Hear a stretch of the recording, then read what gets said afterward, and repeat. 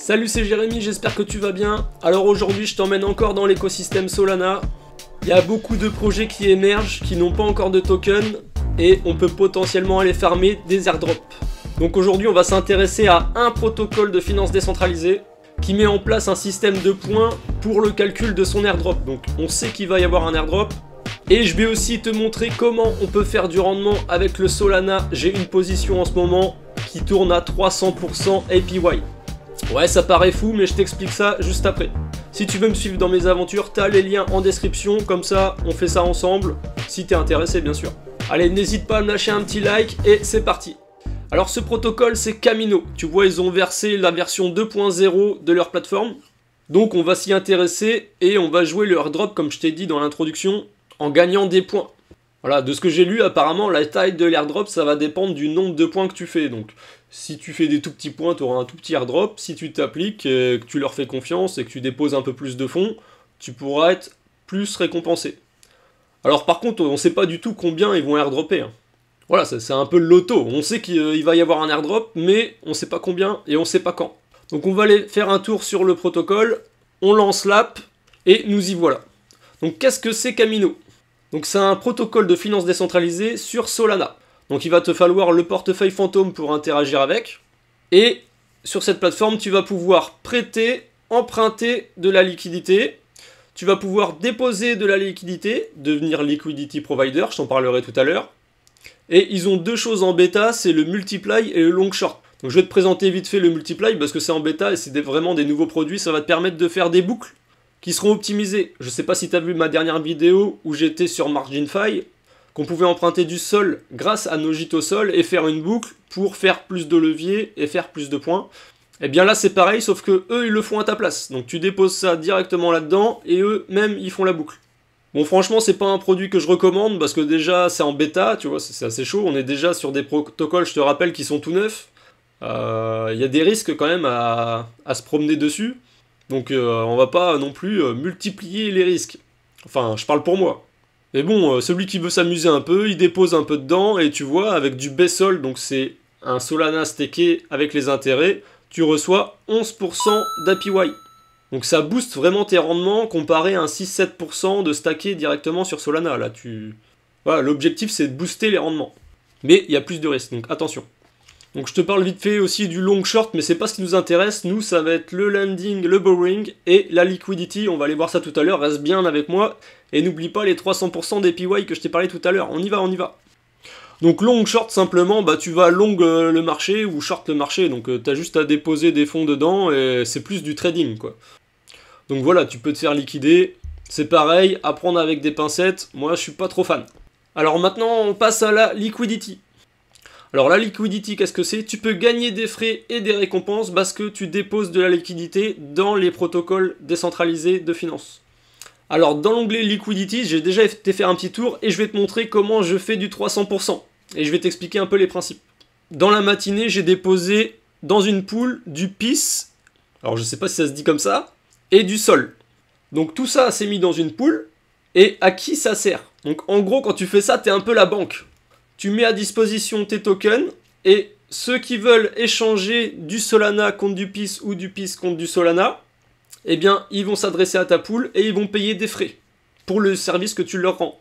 Et tu vois, les frais sur cette pool, ils sont à 294%. Tout à l'heure, j'étais à plus de 300%, mais tu vois, ça baisse. Hein. Toi, la pool, si elle reste comme ça sur un an, tu fais du 300%. Bon, je te le dis tout de suite, elle va jamais rester comme ça pendant un an. Mais pendant qu'on peut en profiter, il faut en profiter. Enfin, moi, j'en profite. Alors je vais te dire pourquoi j'ai choisi cette pool, c'est parce que le PIS, le PYTH, je vais l'appeler parce que je sais pas comment dire, beaucoup de personnes ont eu un airdrop, il était assez généreux d'ailleurs, moi j'ai touché plus de 4000 PIS, et donc forcément il y a des personnes qui veulent vendre leur PIS, et donc souvent ils le convertissent soit en USDC, soit directement en Solana, et donc c'est une pool qui est très demandée, et vu qu'elle est très demandée, eh bien la PY est énorme, donc il y a vraiment une opportunité de faire du rendement sur les frais d'échange. Donc attention quand même avec ces paires là parce que tu peux avoir de l'impermanent loss. C'est-à-dire que le Solana il bouge, le PIS il bouge, les prix changent, tu vois, et s'il y a un token qui monte, eh bien tu vas être obligé de vendre ce token au profit de l'autre pour rééquilibrer la pool. Donc quand tu deviens liquidity provider, que tu fais du farming comme ça, Faut bien faire attention à la corrélation des deux tokens que tu mets dans la pool. Ce qui est le mieux, c'est que les deux ils soient parfaitement corrélés et que quand ils bougent ensemble. Et du coup, là, il n'y a pas de problème.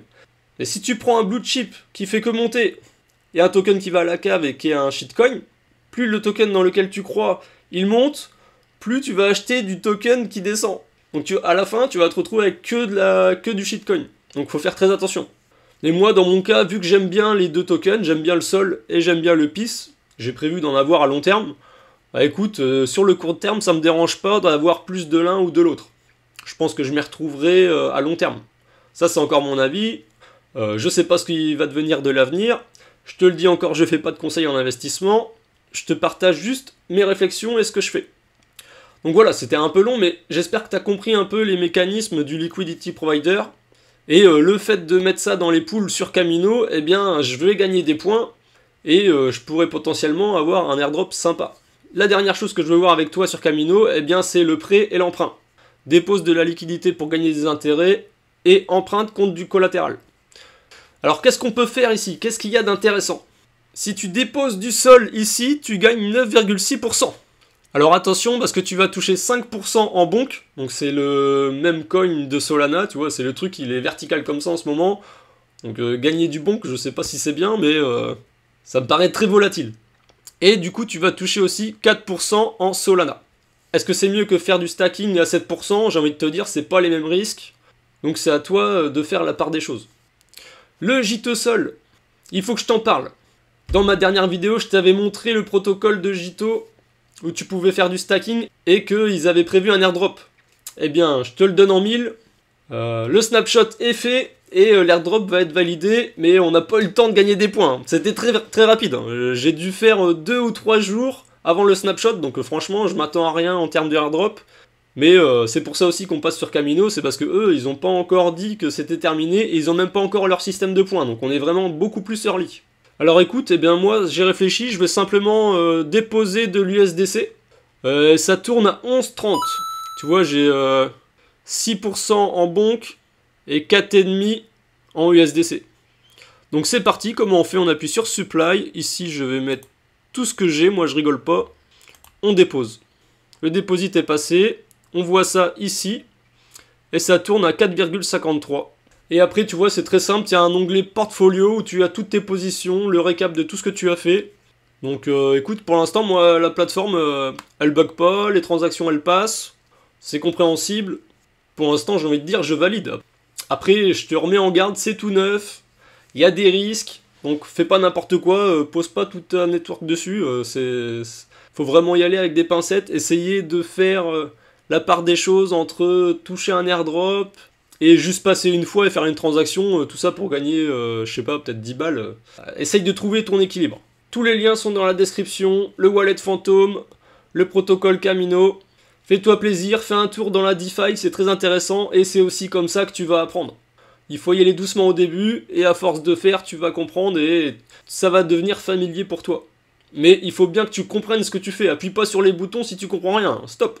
Enfin bon, laisse-moi un like, abonne-toi aussi, j'ai vu que vous étiez pas beaucoup à être abonnés, alors que vous regardez mes vidéos, donc je sais pas si vous m'aimez pas ou quoi, mais n'hésite pas à t'abonner, je suis pas méchant.